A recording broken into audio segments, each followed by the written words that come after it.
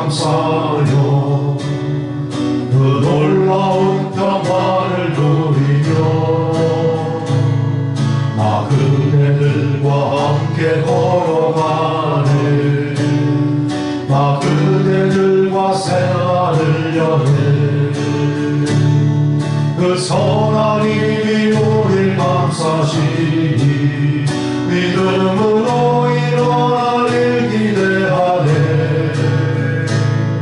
주 언제나 우리와 함께 계셔 하루도 하루가를 새로워.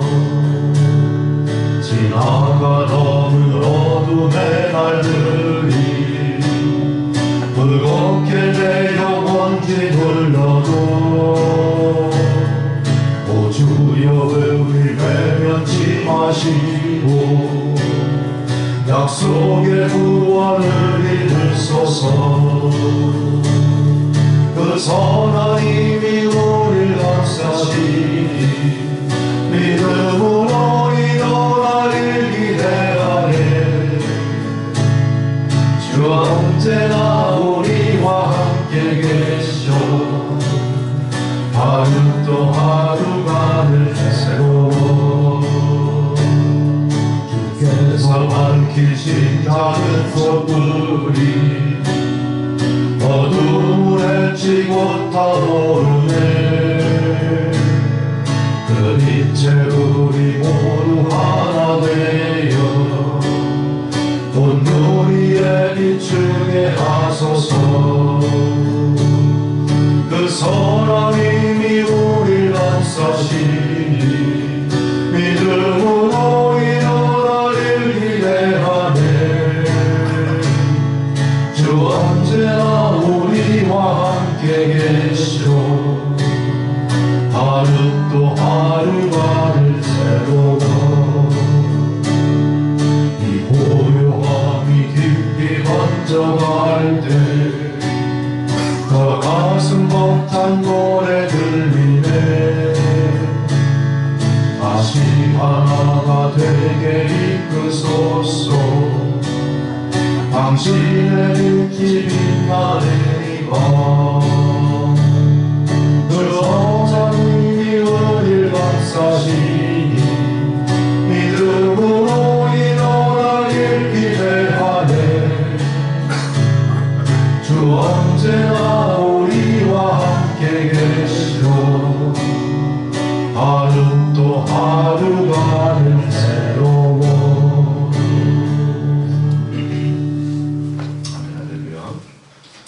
함께 시편 85편 1절에서 7절 말씀을 함께 읽으시면서 성령 강림 후 12번째 주일 예배 드리시겠습니다.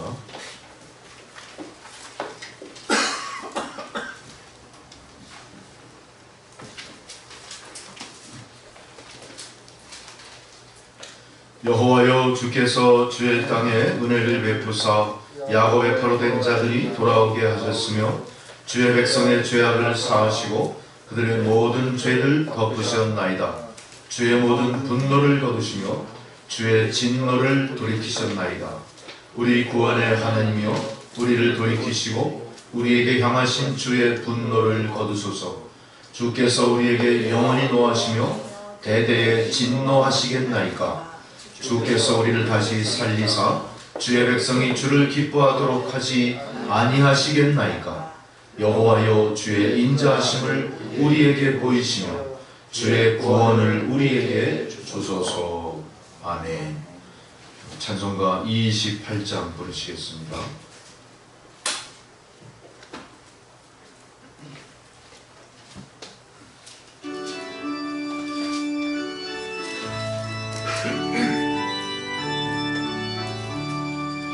복의 근원 강림하사 찬송하게 하소서. 한량없이 자비하심 청량할 길 없도다. 천사들의 찬송가를 내게 가르치소서. 구속하신 그 사랑을 항상 찬송합니다. 주의 크신 도움 받아 이때까지 왔으니 이와 같이 천국에도 이르기를 바라네.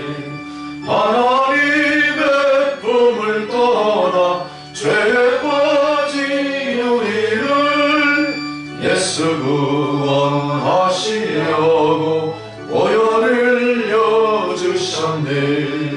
주의 귀한 은혜 받고 일생 빚진 자에네. 주의 은혜 은혜 받고 나를 빚진 자에네.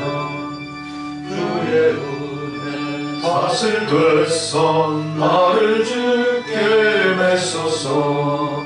우리 마음은 연약하여 범죄하기 쉬우니 하나님이 받으시고 천국인을 지소서.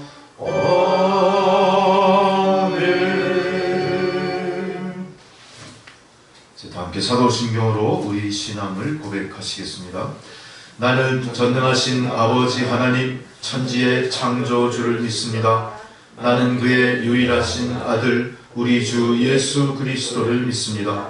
그는 성령으로 잉태되어 동정녀 마리아에게서 나시고 본디오 빌라도에게 고난을 받아 십자가에 못 박혀 죽으시고 장사된 지 사흘 만에 죽은 자 가운데서 다시 살아나셨으며 하늘에 오르시어 전능하신 아버지 하나님 우편에 앉아 계시다가 거기로부터 산자와 죽은 자를 심판하러 오십니다.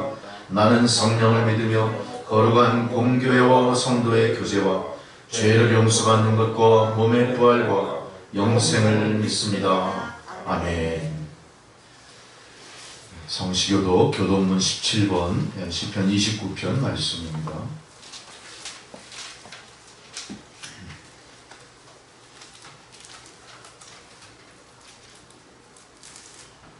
너희 권능 있는 자들아 영광과 능력을 여호와께 돌리고 돌릴지어다.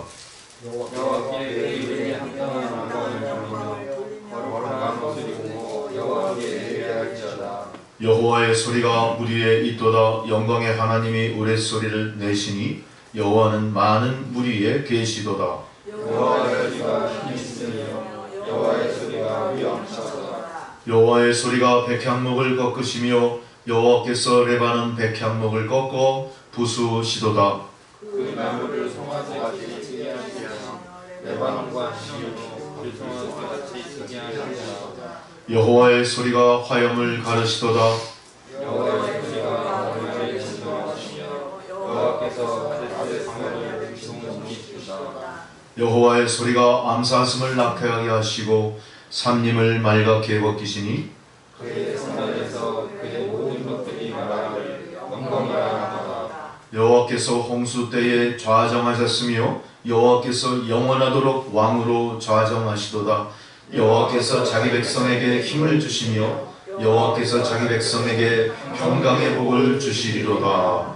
아멘. 이 시간 다 함께 침묵으로 지난 시간 주님 앞에 지은 죄를 고백하는 고백의 기도 드리시겠습니다. 다 함께 기도하십니다.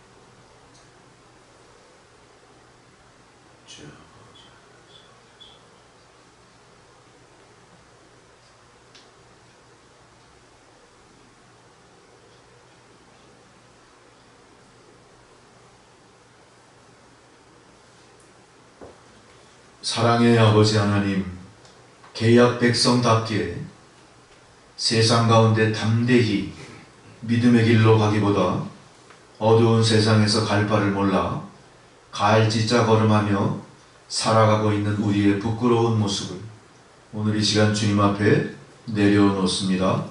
긍휼과 자비의 손길로 우리를 덮으셔서 위로하옵소서, 깨끗게 하옵소서.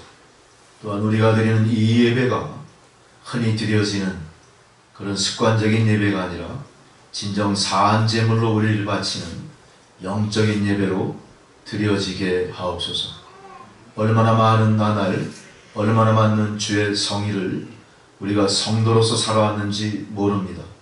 그럼에도 불구하고 우리의 모습은 성도의 삶을 쫓아 그리스도의 향기가 되고 편지가 되기보다는 세파에 시달려 시루에 둥둥 떠내려 가는 참으로 무력한 모습으로 인생을 살아왔음도 고백합니다.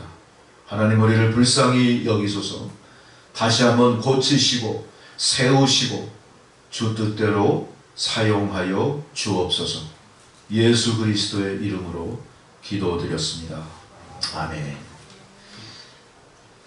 절기에 따른 성경 봉독입니다. 첫 번째 봉독 이사야 51장 1절에서 5절의 말씀입니다. 구약성경 1031페이지 이사야 51장 1절에서 5절 한 절씩 교독하겠습니다. 의를 따르며 여호와를 찾아 구하는 너희는 내게 들을지어다. 너희를 떠낸 반석과 너희를 파낸 우묵한 구덩이를 생각하여 보라. 너희의 조상한 나라와 너희를 나를 사랑하라 생각하여 아브라함을 인도하실 때 내가 그를 부르고 그에게 복을 주어 창성하게 하였다. 나 여호와가 시온의 모든 황폐한 곳들을 위로하여 그 사막을 에덴 같게 그 광야를 여호와의 동산 같게 하였나니 그 가운데 기뻐함과 즐거워함과 감사함과 창화하는 소리가 있으리라. 내 백성이여 내게 주의하라. 내 나라여 내게 귀를 기울라. 이는 법이 내 곁에서 나아갈 것이라. 내가 내 공의를 인내에 치고 세우리라. 함께 있습니다. 내 공의가 아깝고 내 구원이 나갔은즉 내 팔이 만민을 심판하리니 섬들이 나를 앙망하여 내 팔에 의지하리라. 아멘. 두 번째 사도서관 봉독은 로마서입니다. 로마서 12장 1절로 8절까지 말씀 한 절씩 교독하겠습니다. 그러므로 형제들아 내가 하나님의 모든 자비하심으로 너희를 권하노니 너희 몸을 하나님이 기뻐하시는 거룩한 산 제물로 드리라. 이는 너희가 드릴 영적 예배니라. 너희는 이 세대를 마찬가지고 오직 마음을 새롭게 변화되어라. 하나님의 사랑하시고 기뻐하시고 원하신 뜻이 무엇인지 불명하도록. 내게 주신 은혜로 말미암아 너희 각 사람에게 말하노니 마땅히 생각할 그 이상의 생각을 품지 말고 오직 하나님께서 각 사람에게 나누어 주신 믿음의 분량대로 지혜롭게 생각하라.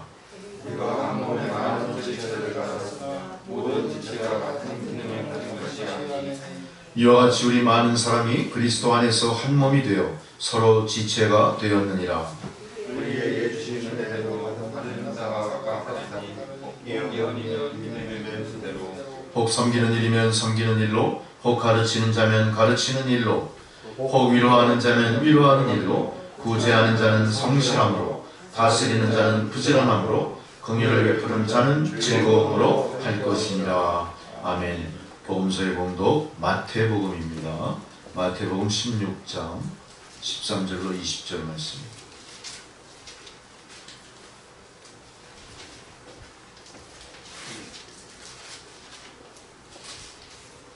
다시 교독하겠습니다. 예수께서 빌립보 가이사랴 지방에 이르러 제자들에게 물어 이르시되 사람들이 인자를 누구라 하느냐? 이르되 너는 세례요한, 너는 엘리야, 너는 예레미야, 선지자 중에 하나라 하니라. 이르시되 너희는 나를 누구라 하느냐? 시몬 베드로가 대답하여 주는 그리스도시요 살아계신 하나님의 아들이시니이다. 예수께서 대답하여 이르시되 바요나 시몬아 네가 복이 있도다. 이를 내게 알게 한 이는 혈육이 아니요 하늘에 계신 내 아버지시니라.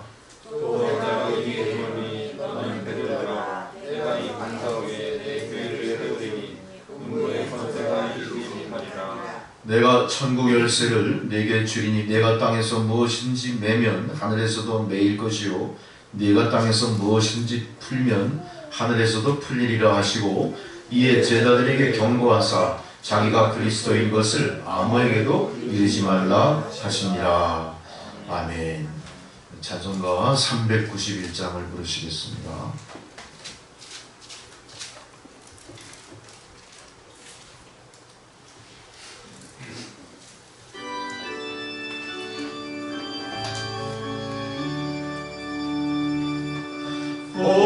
놀라운 곳에 주 예수 내 주 참 능력의 주시로다. 큰 범위 단전한 그곳으로 내 영혼을 숨기시네. 내 마른 땅을 종일 걸어가도 나 피곤치 아니하며 저 위험한 곳 내가 이를 되면 그 바위에 숨기시고 주 손으로 덮으시네. 오 놀라운 곳에 주 예수 내 주 내 모든 짐 벗기시네. 죄악에서 날 끌어 올리시며 또 나에게 힘 주시네. 내 마른 땅을 종일 걸어가도 나 피곤치 아니하며 저 위험한 곳 내가 이를 되면 큰 바위에 숨기시고 주 손으로 덮으시네.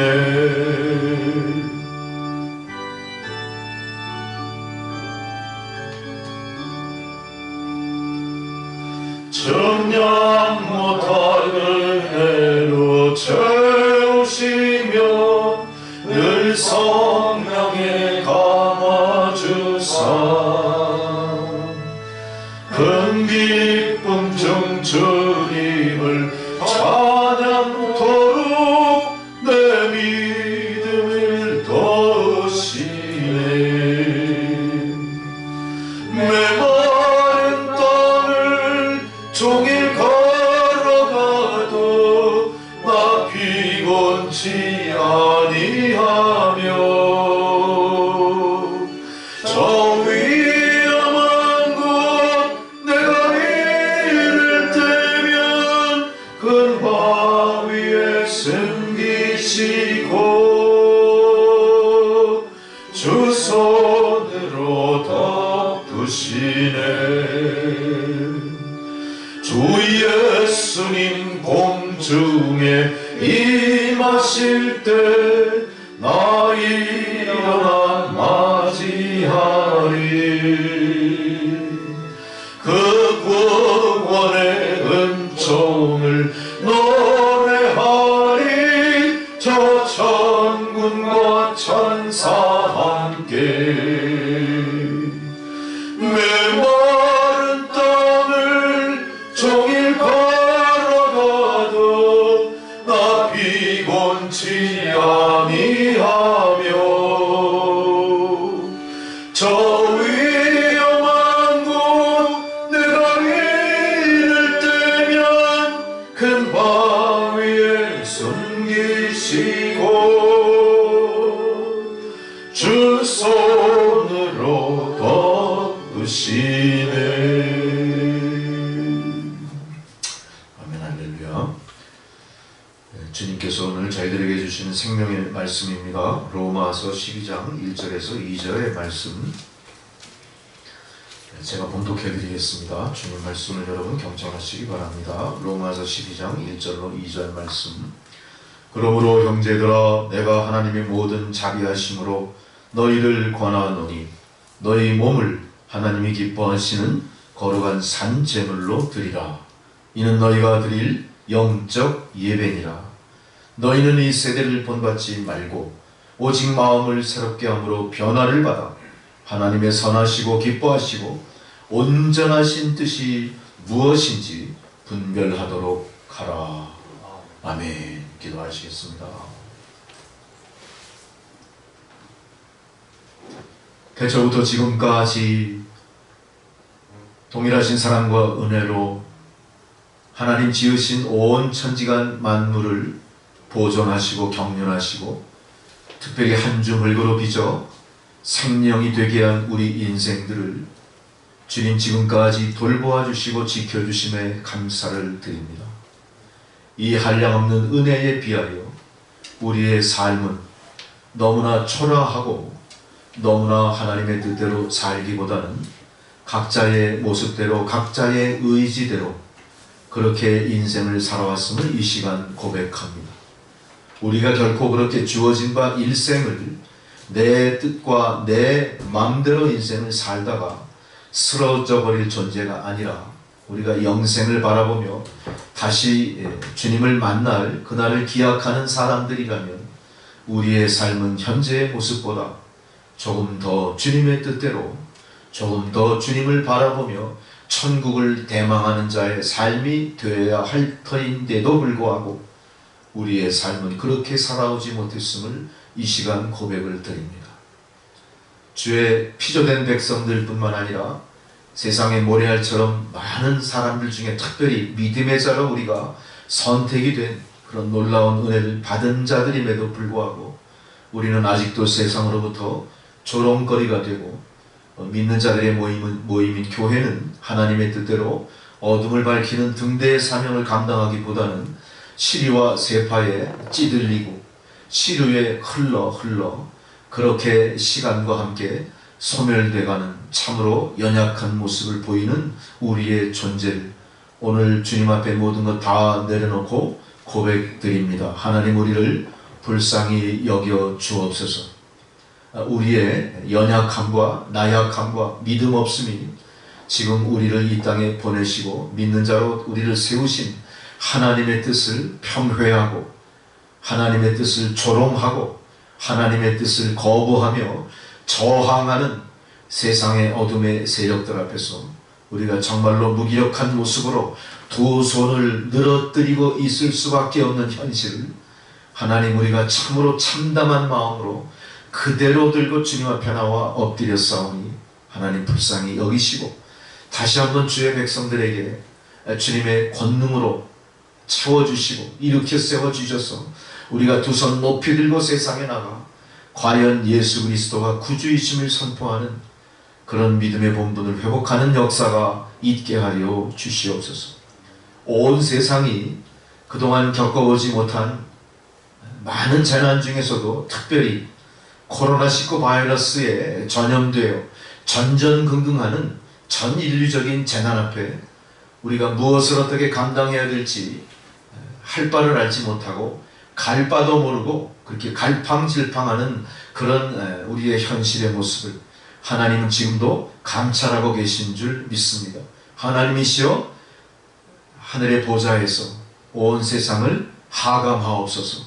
그리고 간섭해 주셔서 우리가 이 시대의 믿음의 사람으로 또한 이 시대를 밝히는 등대불빛 같은 그런 교회로 잃어버린 사명을 되찾고 다시 한번 저 어둠의 세력들과 선한 싸움에 앞장서 나가 죽기를 각오하며 일사각오로 싸워 승리하는 교회, 믿음의 백성들이 될 수 있도록 하나님 권능의 손으로 저희들을 붙잡아 주시옵소서. 또한 교회가 세상 가운데 잃어버린 사명을 회복하고 하나님의 뜻을 분별하여 그 뜻대로 인생을 살기 위해서 그 뜻대로 교회의 본분을 다하기 위해서 최선을 다하는 모습으로 변화될 수 있도록 하나님 역사하여 주시옵소서.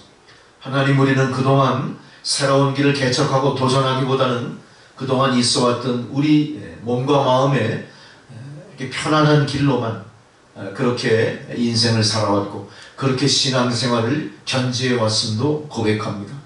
하나님, 우리에게 위험한 곳은 우리가 흔히 그동안 살아왔던 그런 편안한 길에 익숙해진 것이 오히려 우리에게 더 위험한 것이요, 우리의 믿음을 가로막는 그런 어둠임을 우리가 확실히 깨닫게 하셔서 오히려 이 닥친 시련을 감사하면서 우리가 어떻게 이것을 지혜롭게 극복할까를 기도하며 하나님의 뜻을 구하는 교회와 성도들이 되게 하여 주옵소서. 세상 도전과 고난과 시련 속에서 우리가 위축될 것이 아니라 오히려 이것을 발판으로 우리를 흔들어 깨우시는 주님의 손길을 찾고 주님 앞으로 나가 주님이 당부하신 말씀을 마음에 깊이 되새기고 그것을 실천함으로 말미암아 온 세상 어둠 속에 갇혀있는 사람들을 빛으로 인도하고 믿지 않는 많은 사람들에게 예수가 구주이시며 심판주로 다시 오실 메시아임을 과감하게 선포하는 교회와 성도들이 되게 하여 주시옵소서. 아버지 하나님, 그동안 잠잠한 것 같던 코로나19 바이러스가 이제 2차 새로운 국면으로 계속 세상에 창궐하고 있습니다. 우리 한반도 이민족 위에도 이 코로나19 바이러스의 두려움이 이제 온 세상을 뒤덮고 있습니다. 하나님, 불쌍히 여겨 주시옵소서.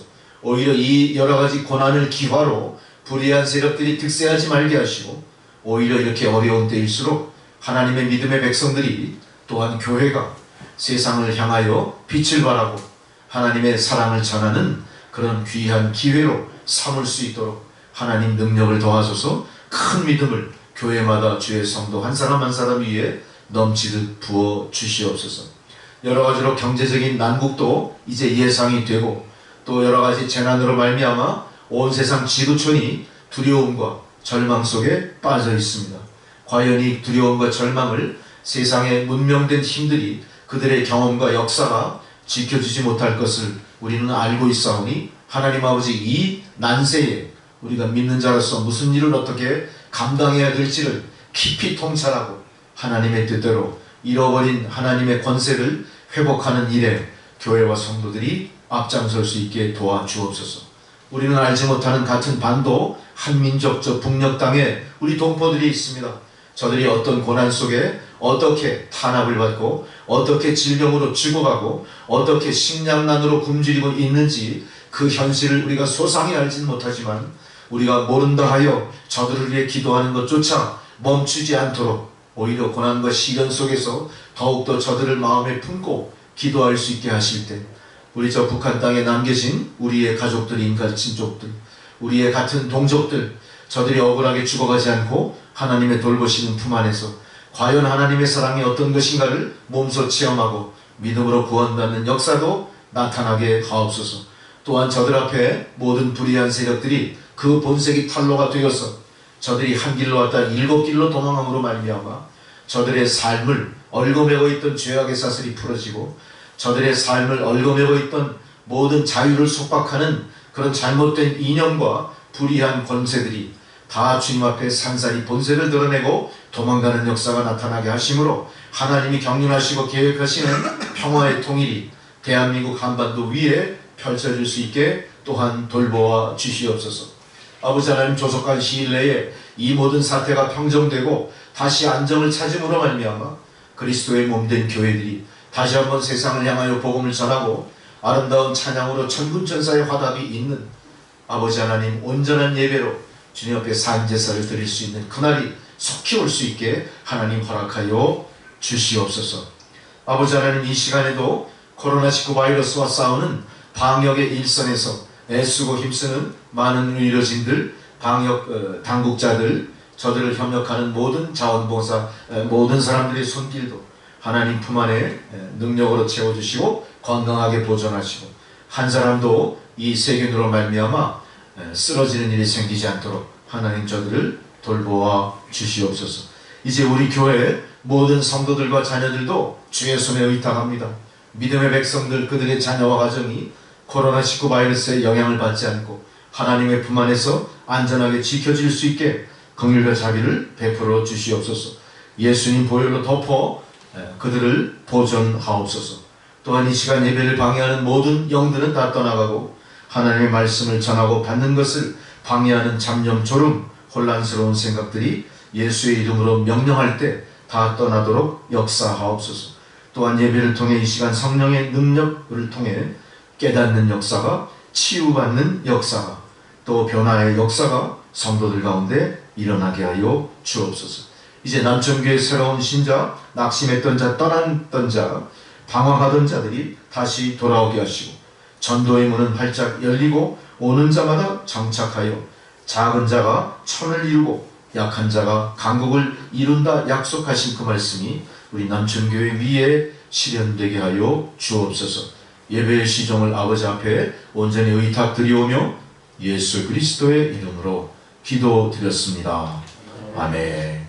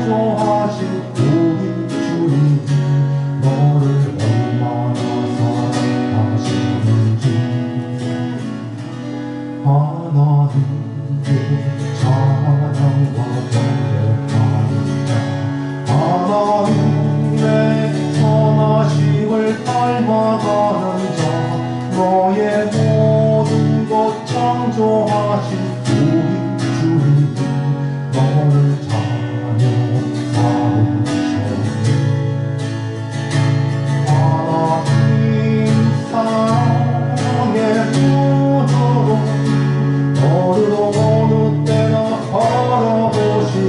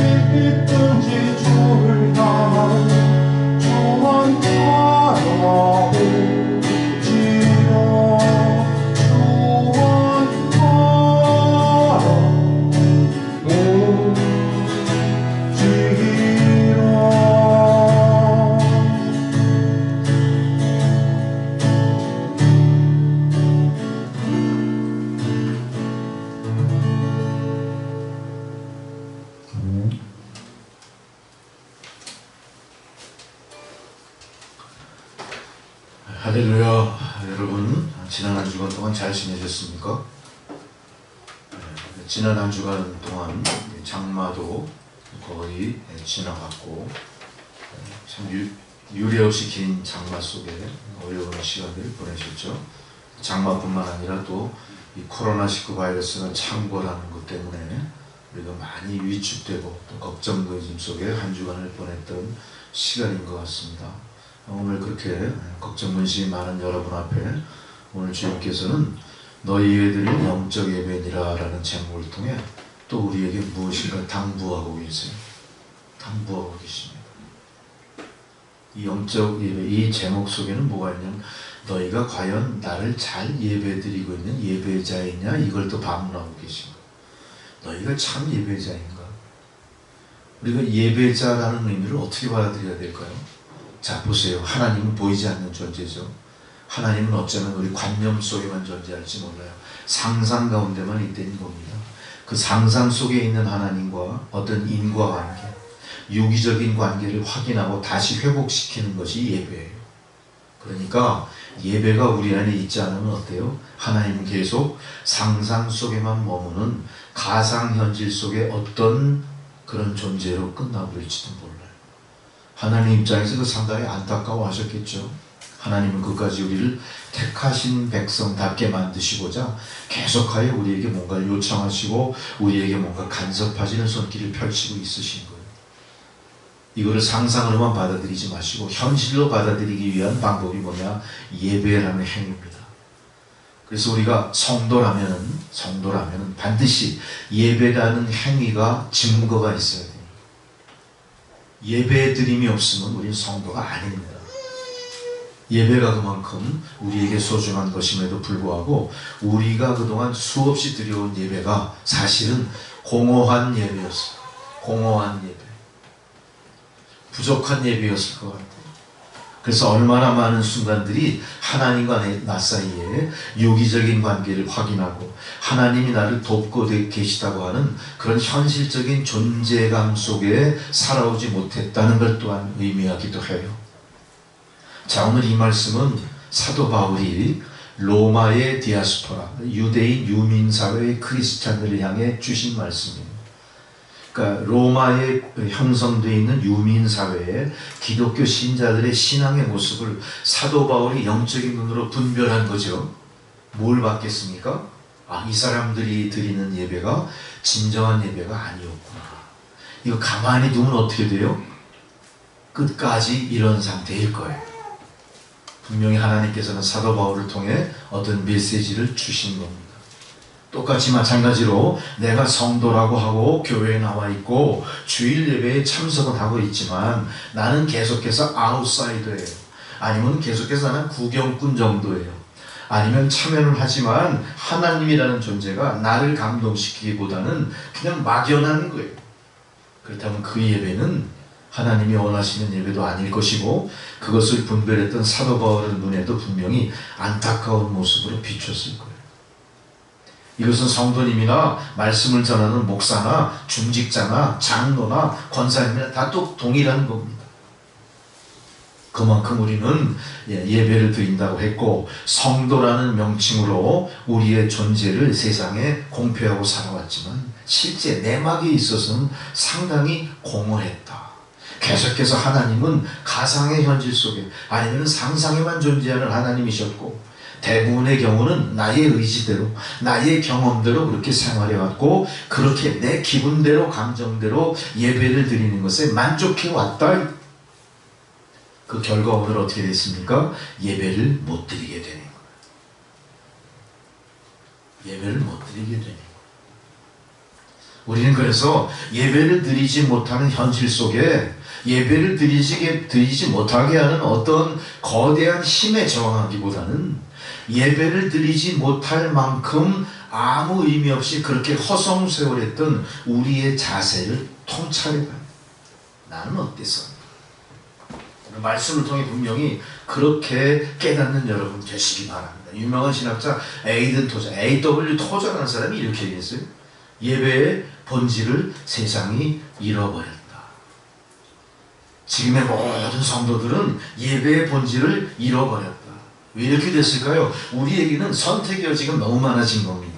우리가 인생을 향유하는 방법이 너무나 다양하게 각기 다양한 그런 모습으로 분화되어 있는 거예요.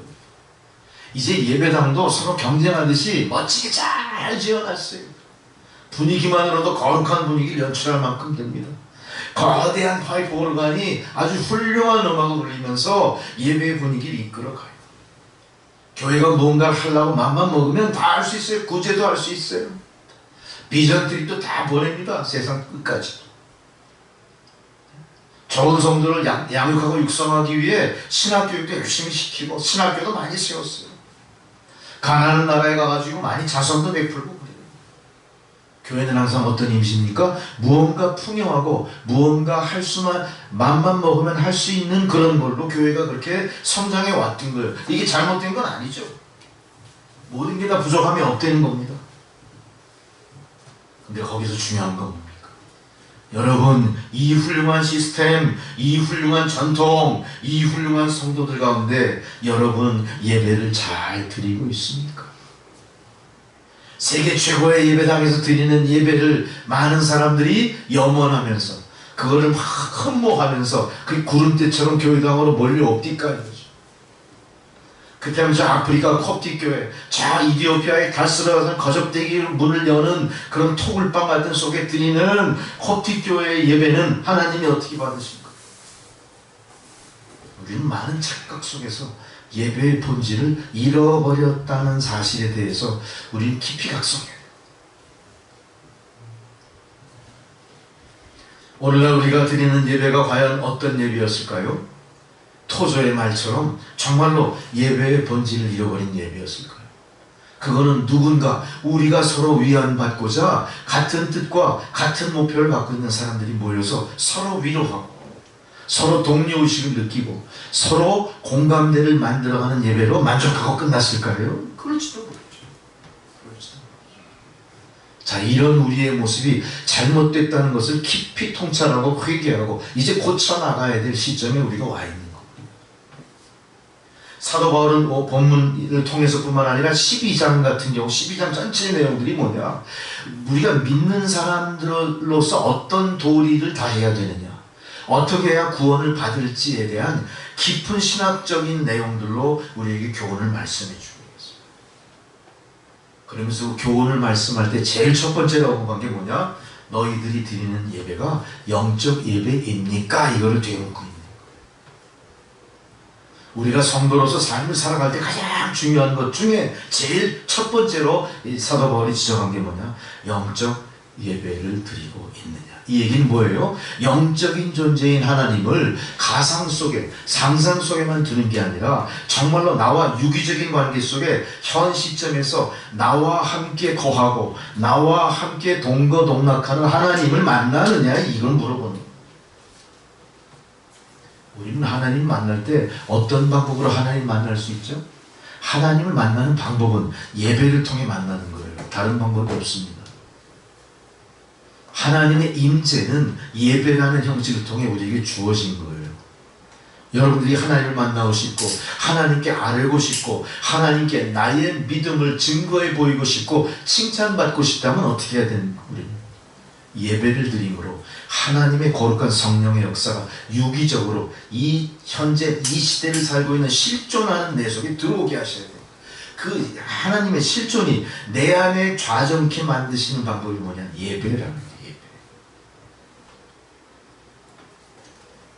이거는 결코 우리가 경험으로 감당할 수 없을 거예요. 이거는 결코 우리가 어떤 기능적인 우월함으로 예배를 완벽하게 만들어갈 수는 없을 겁니다. 철저히 성령께서 감동시키지 않으시면 이 되지 않는 일이에요. 그래서 우리는 거듭남을 자꾸 언급하고, 거듭난 분들은 거듭난 삶을 계속해서 유지하고 보존하고 향상시키려고 노력해야 될 것이고, 거듭남에 대해서 각성하고 나는 거듭나지 못한 것 같아 라고 깨닫는 분이 계시다면 거듭나기 위해서 엄청난 노력을 경주해야 될 거예요. 그럴 때 우리는 언제 어디서 무소부지하시고 전지전능하신 하나님의 특권을 부여받은 자로 살게 됩니다. 성도가 된다는 얘기죠. 우리는 그래서 예배자로 거듭나셔야 됩니다. 예배자로 거듭나셔야 돼요. 두 번째로 중요한 건 과연 우리가 이 예배를 통해 어떤 행위를 할 것인가? 내가 예배자로 예배에 참석해서 무엇을 할 것인가? 내가 진리할 것인가? 내가 예배를 받을 것인가? 내가 예배를 보조할 것인가? 이거 정확히 정하셔야 돼요. 나는 예배자로 예배에 참석해서 뭐가 됩니까? 내가 본문의 말씀처럼 제물이 되어야 돼요. 제물이 될 수 있을까요? 이거는 구약에서 나오는 제사의 형식을 보세요. 대부분 구약에서 우리가 제사의 형식 중에 가장 중요한 행위인 제물로 바쳐질 때 뭘 바칩니까? 희생제물을 바쳐요. 희생제물은 뭐예요? 목숨을 드리는 것, 생명을 바치는 것. 우리가 생명을 바칠 만큼 정말로 순전한 헌신을 주님 앞에 할 수 있을까요? 결코 쉽지 않을 거예요. 이 행위는 이제 신약시대 예수 그리스도께서 단번에 희생양이 되심으로 말미암아 우리에게서 그 굴레가 벗어 던져졌는지도 몰라요. 우리는 거기에 희희낙낙할 게 아니라 그만큼 내가 산제물로 바쳐진다는 것이 얼마나 하나님께서 깊이 창념하고 계신 상황인가를 아셔야 됩니다. 우리가 예배자로 거듭났다면 이제는 내가 예배에 드려지는 산제물로 양이나 소나 염소나 말처럼 대신 드려질 수 있어야 되는 거예요. 이 헌신이에요. 그러나 우리가 죽을 수는 없죠. 뭘 드릴 수 있겠습니까? 내가 무엇을 헌신으로 주님 앞에 바칠 수 있겠을까요? 나의 생활일 겁니다. 나의 삶이 되는 얘기죠. 나의 삶이 정말로 주님이 기뻐하실 만한 순전한 헌신의 대상이 되냐. 자, 이 말씀을 머릿속에 넣어놓으시고 우리는 다시 예배라는 의미로 돌아가 봅니다. 예배에는 대부분 구약시대부터 지금까지 공적인 예배가 대부분의 예배의 상징이었어요. 공적인 예배가 뭡니까? 나라와 민족 공동체 전체의 축복을 하나님 앞에 요청해 드리는 거예요. 그러면서 구약의 말씀대로 희생제물을 바치고 그 예배의 자리에 임재하신 주님 앞에 모든 것을 아뢰는 겁니다. 뭐를 어떻게 아뢰까요? 잘한 일 못한 일 다 토설해 놓고 하나님의 은혜를 구하는 자리. 과연 우리는 정말로 내가 제물로 바쳐지듯이 그렇게 좁은 의미의 이런 공적 예배에 그동안 제대로 참여하고 공적 예배에서 요청하는 대로 예배자였냐를 생각해 보세요. 그 공적 예배가 지금 흘러 역사를 통해 이 남천교회 예배로 정착이 된 겁니다. 우리는 이 남천교회 예배를 정말로 초대교회 때 드렸던 그 예배처럼 구약시대 드렸던 그런 번제 드리는 것 같은 그런 제사의 의미와 그 놀랍고 거룩하고 깊은 영적인 각성 속에서 드려지고 있나. 특히 우리 그렇게 드려졌으면 얼마나 감사할까요? 그냥 우리는 매주 돌아오는 한 주일 그냥 쳇바퀴 돌듯이 그렇게 흘러가는 시간 속에서, 시간의 흐름 속에서 기계적으로 맞이하는 그 날을 기억하고 그냥 나갔을 뿐이에요. 정말로 내가 산제물을 바쳐질 만한 진정한 헌신의 마음으로 각오하고 그 자리에 갔었나? 놀랍게도 우리는요, 한 주간 동안 세상을 살면서 내가 주님 앞에 무엇을 요청해야 될지조차도 망각하고 사는지 몰라요. 왜 그렇죠? 대부분의 경우는 하나님 앞에 나가서 아뢰기 전에 대부분의 경우는 내 삶 가운데 해결이 되거든요. 내가 갖고 있는 물질로 해결이 되거든요. 내 머릿속에 지혜와 지식으로 해결이 되거든요. 내가 향유하는 권력으로 해결이 되거든요. 그러나 그 안에도 해결되지 않는 거 분명히 있을 거예요. 해결됐다고 믿었지만 해결되지 않음으로 말미암아 어느 날 어느 시점에 그것이 역으로 나에게 역습으로 큰 부담으로 닥쳐올지도 몰라요. 그러나 우리는 그거 통찰하려고 생각하지 않습니다. 주어진 바대로 일주일에 한 번을 성도라는 그런 어떤 의무감으로 나가서 그 자리를 채웠을 뿐이에요. 예배를 드린다고 했지만 계속해서 나는 나의 취향을 따라 예배를 드렸어요. 내 귀에 즐거운 말만 골라 듣고 있었어요. 하나님이 원하시는 헌신, 희생, 나를 드리는 번제물은 아무 생각도 없었다는 거예요. 그러니 그 자리에서 은혜 받지도 못했죠. 그 자리에서 고침 받지도 못했어요. 그러나 반대로 하나님이 원하시는 공적 예배에서는 뭐가 이루어집니까? 헌신이 이루어지고 희생이 이루어지고 고쳐지는 것이 이루어지고 회복이 이루어지고 다시 하나님이 채워주시고 비게 만들고 이 모든 역동적인 성령의 역사 그 예배 가운데 있는 거예요. 이 공적 예배예요. 사람들은 그것 때문에 예배를 기다렸었습니다. 이게 예배의 전통이에요. 우리는 정말 그것 때문에 일주일에 한번 예배당에서 드려지는 예배를 기다리셨습니까? 하나님 그래 두고 보자. 지금은 내가 힘들고 어렵더라도 이 모든 문제를 다 주님 앞에 털어놓을 때 주님은 성령의 임재 가운데 나를 위로하시고 나를 채우시고 나를 강화시키시고 나에게 용기 주시고 능력 주시고 다시 세상으로 파송할 거야. 그때 내가 다하지 못한 걸 함으로 인해 나에게는 유익이요 하나님께 영광 돌릴 거야. 이런 기대로 예배를 드리시냐. 우리가 그런 기대로 예배를 드릴 때 그것이 올바른 예배요 산제사가 되는 거예요. 우리는 어쩌면 많은 순간순간들 산제사인 걸로 착각한 가운데 죽은 제사를 드렸던 겁니다. 성령의 임재도 없어요. 거기는 하나님과 나 사이의 관계가 상상을 초월한, 시대를 초월한, 시간을 초월한 현실적인 나의 실존 가운데 하나님이 아니에요. 그 하나님은 그냥 구약 속의 하나님이에요. 호렙산 그 떨기나무에 임하신 불같은 하나님이에요. 그건 모세의 하나님이죠. 우리 하나님 아니에요. 나는 나도 모르는 부지불식간에 그런 관념 속에 하나님 바라봤을지도 몰라. 왜? 너무 오랫동안 그런 예배에 익숙해져 버렸기 때문에. 누구가 이런 얘기를 해요? 우리에게 두려운 것은 새로운 길을 가는 게 두려운 것이 아니야. 정말로 위험한 것은 너희들이 편하게 다니는 길, 다니는 그 행위가 위험한 거야. 우리는 그런 식으로 예배 드려왔던 거예요. 남들이 다 하니까 나도 똑같이 했어. 나는 죄가 없어. 나는 잘못이 없어. 나는 정상적이야. 그렇게 빠져있어요. 여러분 이 시간 우리에게 필요한 건 뭡니까? 우리는 예배를 통해서 하나님의 임재를 깨달아야 되고요. 그분 앞에 진정 회개를 드릴 때 나의 마음속에 카타르시스란가? 그건 나의 욕심일지도 몰라요. 어떤 회개에 대한 기쁨이 있어야 돼요. 죄짐을 벗어놓는 홀가분함이 있어야 돼요. 하나님의 진정한 위로가 세상의 위로와 다른 또 다른 특별한 의미로 나에게 은혜처럼 내려와야 돼요. 이게 예배예요. 이게 예배입니다. 나처럼 나약하고 세상으로부터 소외했던 자들이 하나님 앞에 이리 와 나의 위로를 받아라. 내가 너를 사랑하노라. 그 말씀을 듣는 거예요. 그게 예배의 자리인 거예요. 이게 산제사고 산제사를 드리는 영적인 예배자의 모습이 되는 거죠. 우리는 공적인 예배를 다시 한번 회복하셔야 됩니다. 이 자리에 올라오는 것이 그렇게 일주일에 한 번씩 돌아오는 정례적인 예배로 끝나서 아무 의미가 없다는 겁니다.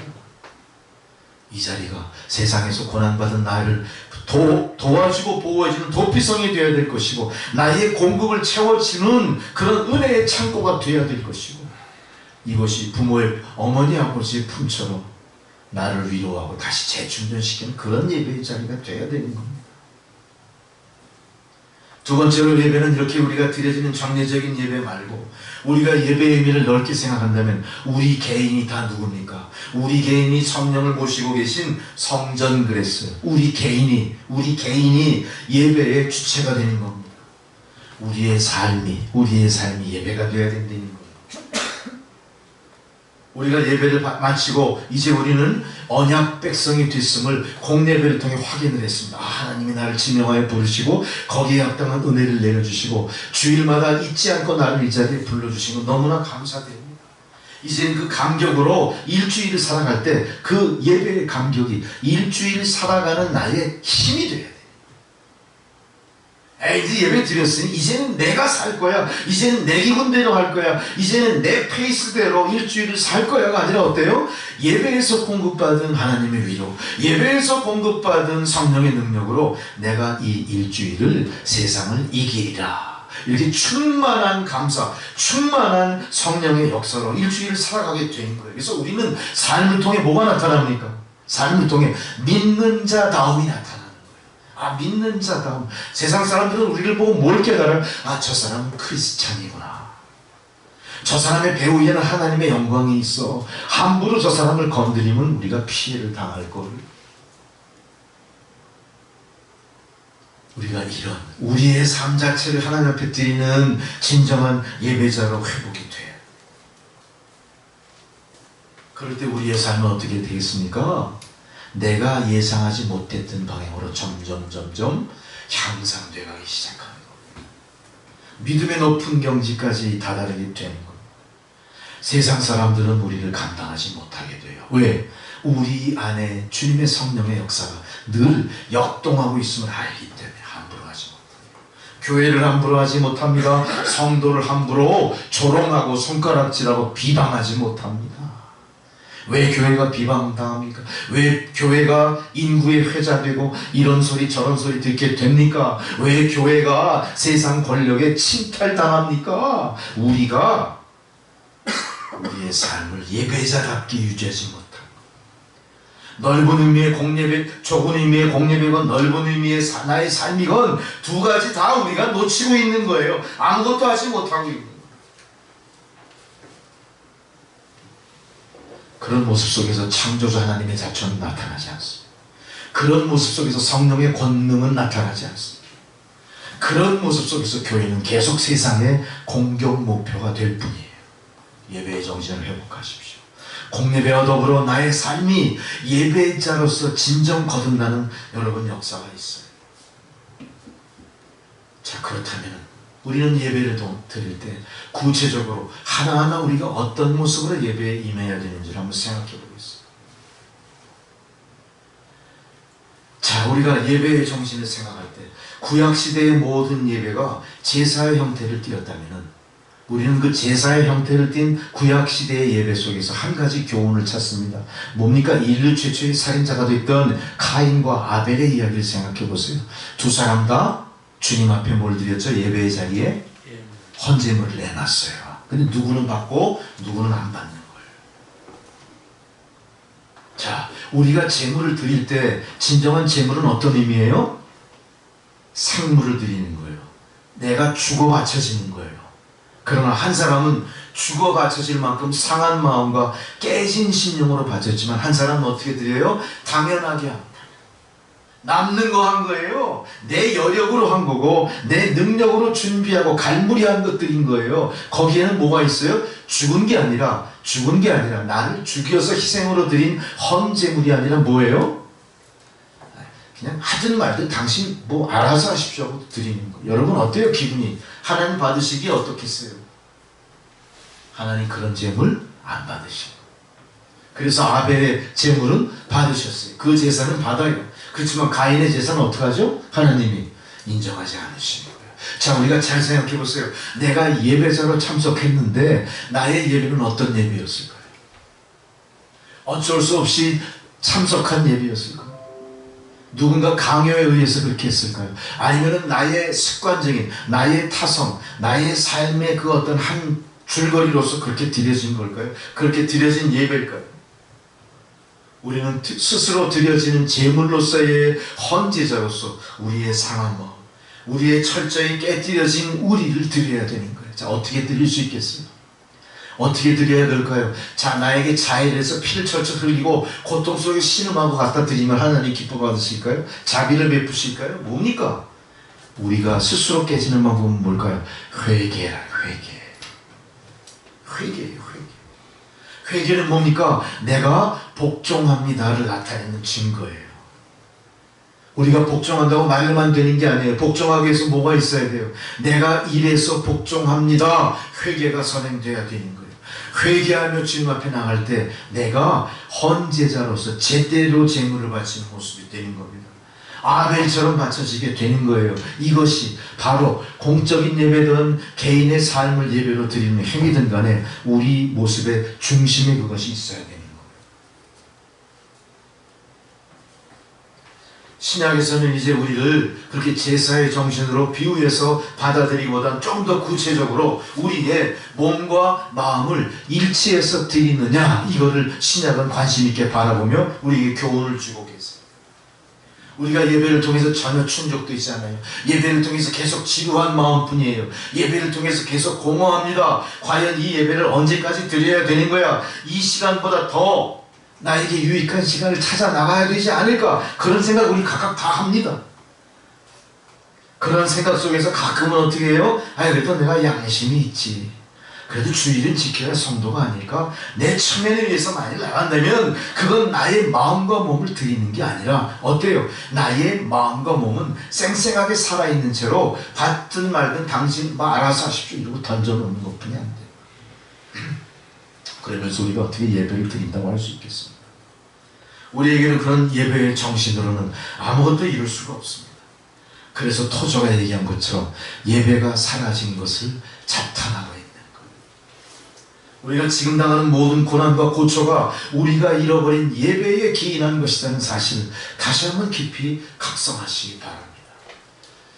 우리가 삼일교회 잘 아시죠? 삼일교회 목사님이 책을 한 권을 정병호 목사 얘기하는 게 아니에요. 그 책에 어떤 내용이 있냐면요, 처음에 한 400명 정도의 성도가 모여있던 삼일교회가 곧 굉장히 많이 부흥을 하죠. 부흥한 대표적인 교회가 되는데 뭘로 그렇게 부흥했을까요? 정병호 목사나 그 목사님들의 아주 그 깊고 은혜가 넘치는 설교를 그렇게 됐을까요? 아니 아주 훌륭한 시설과 프로그램 때문에 이렇게 됐을까요? 아니에요. 뭡니까? 예배의 회복으로 됐다고 상기해요. 자, 그 목사님 예화를 제가 잠깐 들었는데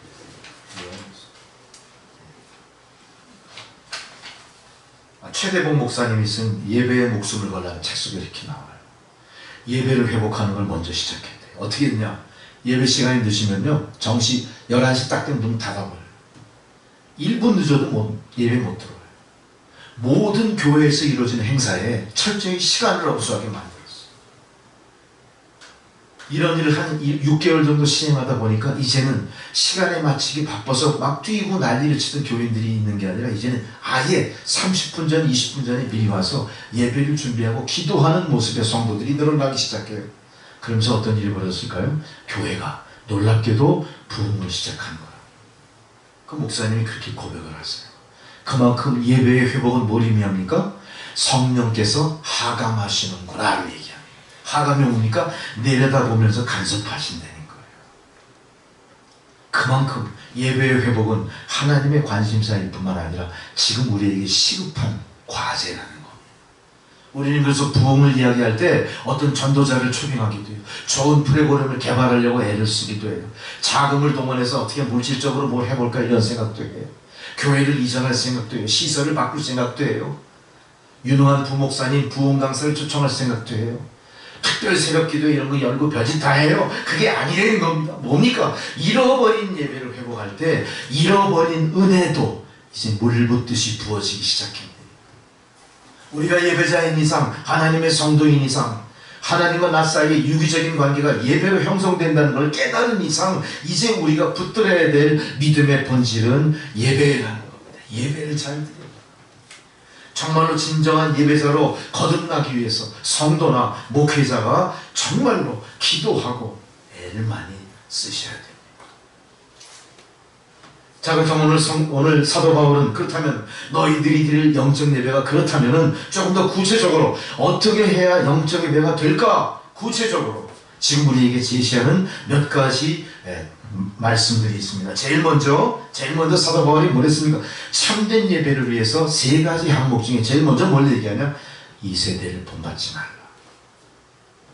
우리가 이 세대를 본받지 않으면 어떻게 돼요? 시대에 뒤떨어진다고 얘기했죠? 우리는 그저 얼리 어댑터, 새로운 게 나오면 빨리 그걸 습득하고 빨리 그 시류에 편승하려고 노력을 합니다. 왜? 거기서 뒤처지면은 모든 게 불이익을 당하니까.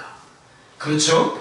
우리가 그런 시류에 뒤처지면 어떤 일이 벌어져요? 정부에서 재난지원금을 줘도 제때 못 받아. 모르니까.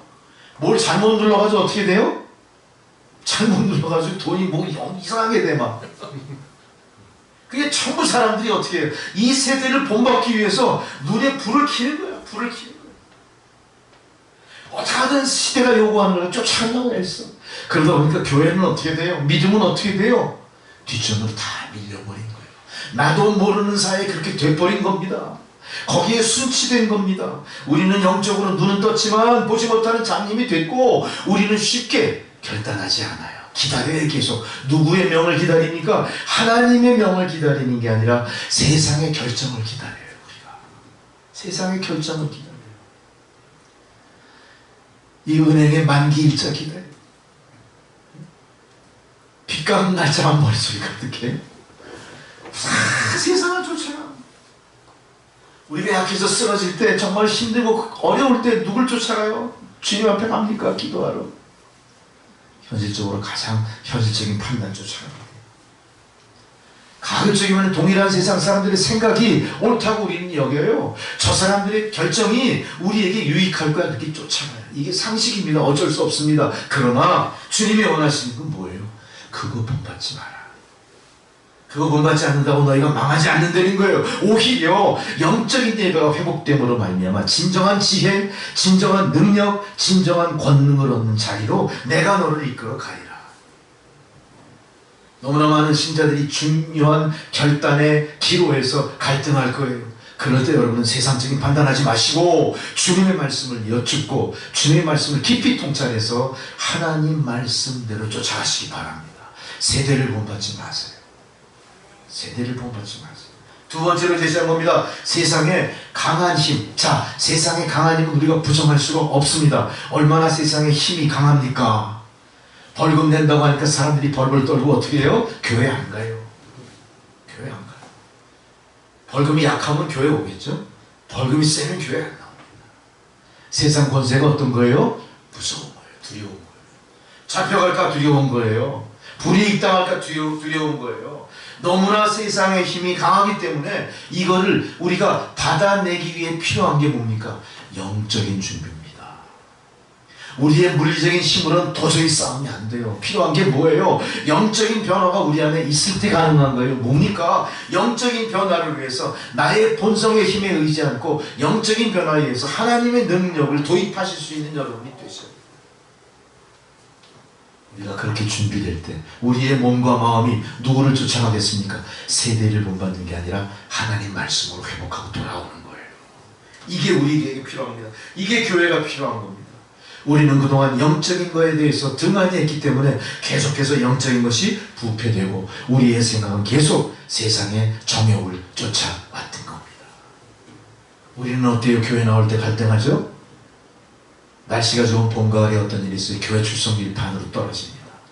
교회 아주 세상적인 중요한 행사가 있으면 교회 출석률이 떨어져요. 세상의 변화 속에 정욕을 쫓아가는 겁니다. 성령의 역사대로 순종하는 게 아닙니다. 이게 세태입니다. 이게 세태입니다. 마지막으로 세 번째 우리에게 요청하는 게 뭡니까? 새롭게 하라. 새롭게 하라. 새롭게 하라. 영적인 변화를 받는 자들은 이제 새롭게 돼야 돼요.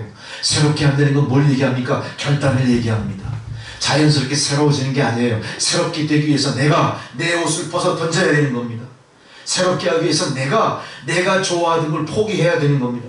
새롭게 하기 위해서 내가 나의 유익한 것을 집어 던지고 힘들어도 하나님이 열어놓으신 좁은 길을 찾아가는 거예요. 우리는 얼마나 그렇게 하지 못했습니까? 얼마나 주의를 온전히 지키는 거에서 갈등했습니까? 우리는 과감하게 그래요. 주일날 나에게 좋은 스케줄이 있으면 어떻습니까? 과감하게 예배 끝내버려요. 아니 뭐 예배 한두 번 드리나? 이번 안 드리면 다음 주에 드리면 돼. 영원히 그 사람은 그런 마음가짐으로 예배 드리는 거짓 예배자가 되는 거예요. 깊이 각성하셔야 됩니다. 우리가 그만큼도 양보하지 못하고 그만큼도 순종하지 못하면서 무슨 순종의 예배를 드리고 무슨 순종을 입에 올릴 수 있겠습니까? 하나님이 요구하시는 게 큰 건가요? 하나님이 요청하시는 게 그렇게 얼마나 값진 희생이 있어야 되는 건가요? 그렇지 않음에도 불구하고 우리는 정욕을 떠나갈 수밖에 없는 본질상 죄의 자녀들이라는 겁니다. 여기서 우리가 새롭게 되기 위해서는 결단이 필요해요. 주처 문제 결단하십시오. 세상 연락과 끊는 것도 결단하십시오. 세상 연락보다 더 기쁨이 믿음 안에 하나님 주어져요. 놀랍죠? 진정한 희락과 평, 이 세상의 천국을 내가 누릴 수 있는 기쁨이 있다는 겁니다. 우리가 뭐 수도승처럼 유폐된 자리에서 그렇게 우리 스스로를 자학하면서 예수 믿으려는 게 아닙니다. 이미 다 갖춰진 걸 우리가 찾지 못하는 안타까움 때문에 주님 계속해서 말씀을 하시네요. 우리가 마음을 새롭게 하기 위해서는 결단이 필요합니다. 지킬 만한 것보다 오히려 내 마음을 지키라는 성령의 말씀처럼 지켜가는 게 뭐가 필요해요? 내 마음의 결정이 필요한 거예요. 여러분, 노력이 필요하다는 겁니다. 주일을 온전히 지키기 위한 노력이 필요한 겁니다. 주일 저녁 토요일날 밤늦게까지 술 퍼마시고 딴짓하면 주일날 절대 못 나와. 주초가 그래서 경계해야 됩니다. 그런 거.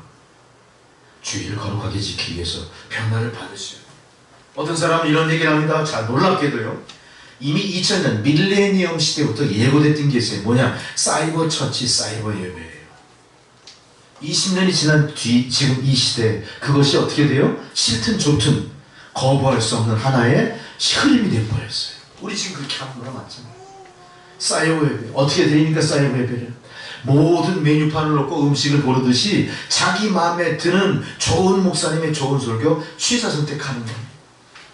성가대의 찬양도 취사 선택에 들을 수 있는 겁니다.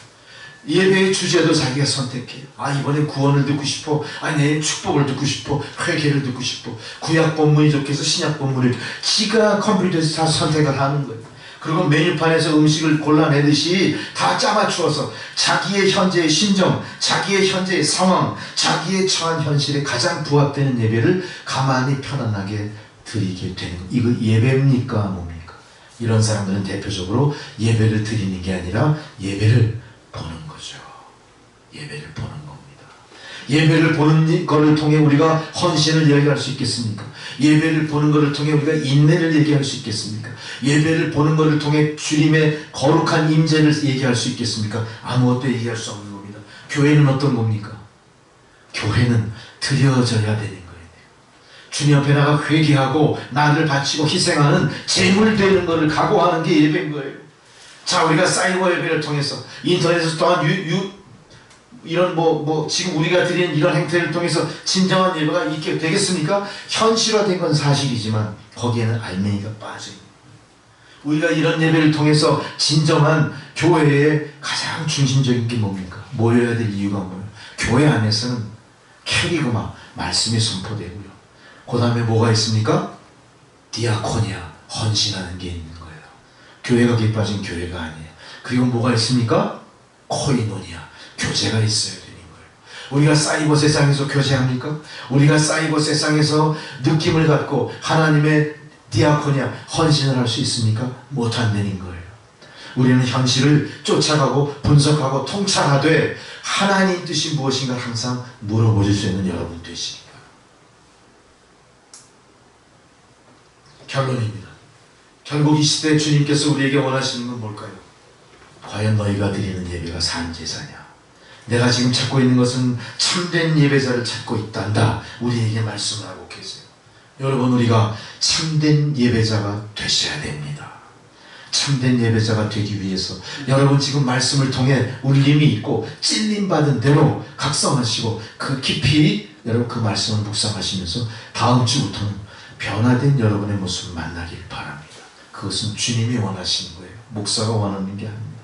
아마 여러분의 삶에 놀라운 기쁨이, 여러분의 삶에 놀라운 변화가, 여러분의 삶에 예수 그리스도의 후광이, 뒤에서 나를 지켜주는 하나님의 권세가 가득 임재할 줄 믿습니다.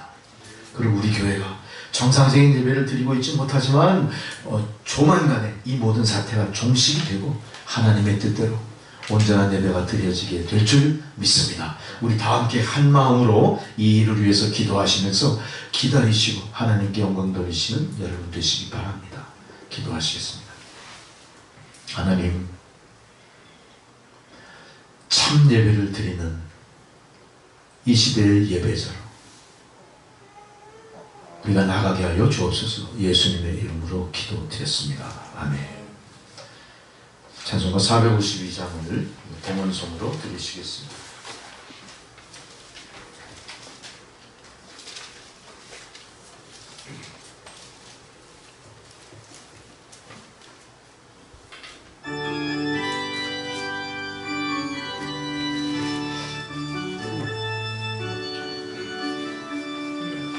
내 모든 소원 기도의 제목 예수님 닮기 원합니다. 예수님 형상 나 입기 위해 세상에 보았기 전에 예수님 닮기 내가 원하네. 날 구원하신 예수님은 내 마음속에 지금 거두사 주님의 형상인 지소서. 무한한 사랑 풍성한 긍휼 슬픈 자 위로하시는 주. 길 잃은 죄인 부르는 예수 그 형상 담게 하옵소서.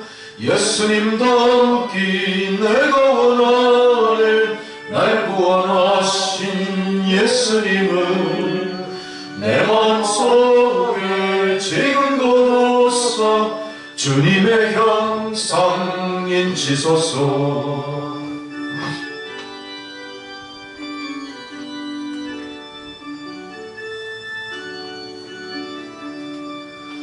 겸손한 예수 거룩한 주님 죄 멸시 참으시사 우리를 위해 고난을 받은 구주를 담게 하옵소서.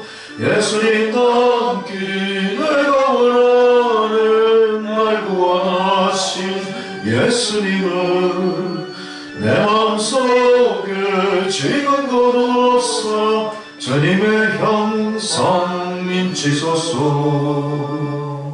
아멘. 하나님, 온 세상이 어두움에 갇혀 있습니다. 온 세상이 코로나19 바이러스의 두려움 속에 전전긍긍하고 있습니다. 그러나 아버지, 이 혼란의 시기가 오히려 주의 백성들이 빛을 발할 때임을 믿사오니 주의 권능으로 주의 백성들을 일으켜 세우소서. 늘어뜨린 팔을 높이 들고 예수가 구주이심을 선포하는 예수님 권세, 성도의 권세되는 영광을 허락하여 주옵소서. 감사한 주의 백성들, 하나님 베푸신 은혜를 성별하여 각각 예물로 바쳤으니 하나님 받아 흠양하시고 사용되어지는 곳에 하나님의 영광의 빛이 비춰지고 온 세상이 거룩한 주의 백성들로 구원받게 하여 주옵소서. 예수 그리스도의 이름으로 기도드렸습니다. 아멘. 광고의 말씀입니다. 참 제가 이 일주일을 지내면서 놀라웠던 감동적인 일이 하나 있습니다. 우리 노원구에 우리 연로하신 분들이 교회에 너무 나오시고 싶어서 제가 공지를 드렸습니다만 그래도 교회 나가면 안 됩니까? 이렇게 연락이 온 거예요.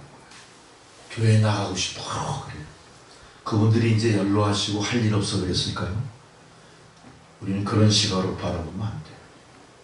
오히려 그분들의 마음이 우리를 흔들어 깨는, 우리의 양심을 흔들어 깨는.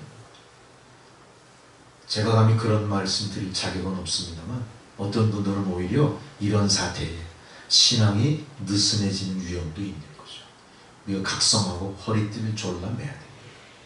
또 서로를 격려하고 위로하셔야 됩니다. 우리가 결코 기독교라는 이 엄청난 하나님의 은혜가 시류에 힘없이 떠밀려서 흘러가 버릴 가치가 아니에요.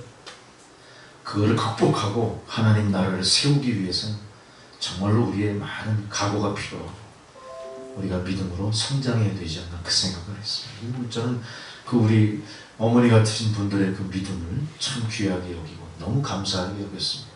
그래서 그것이 오히려 저에게 큰 힘이 되고 또 용기로 그렇게 오는 걸 느꼈습니다. 여러분도 마찬가지리라 믿습니다. 여러분 하여간 어쨌든 이런 사태가 빨리 종식되기 위해서 기도 많이 하시고 기도 더 많이 하셔야 됩니다. 기도하시고 또 기도로 격려하시고 그렇게 해주시길 바랍니다. 여러분 생각은 어떠세요? 언제쯤 이게 끝날까요? 이 교회의 사태가?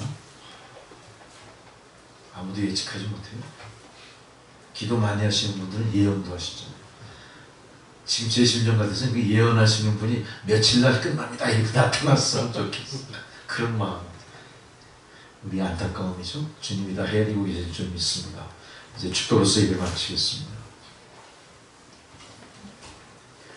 이제는 우리 구주 예수 그리스도의 은혜와 하나님 아버지의 사랑과 성령의 교통 감화 역사하시는 그 은혜가 하나님 이 시대를 사는 그리스도인으로서 오늘 주신 귀한 말씀을 마음에 깊이 되새기며 아버지 하나님 참다운 예배자로 거듭나고 세상을 향하여 예수가 구주이심을 전파하는 일에 앞장서는 주의 백성들 머리머리 위에 그들의 가정과 자녀손들과 하시는 모든 일들 가운데 이제로부터 영원토록 함께 하시기를 간절히 축원하옵나이다. 아멘. 감사합니다. 예배 모두 마쳤습니다.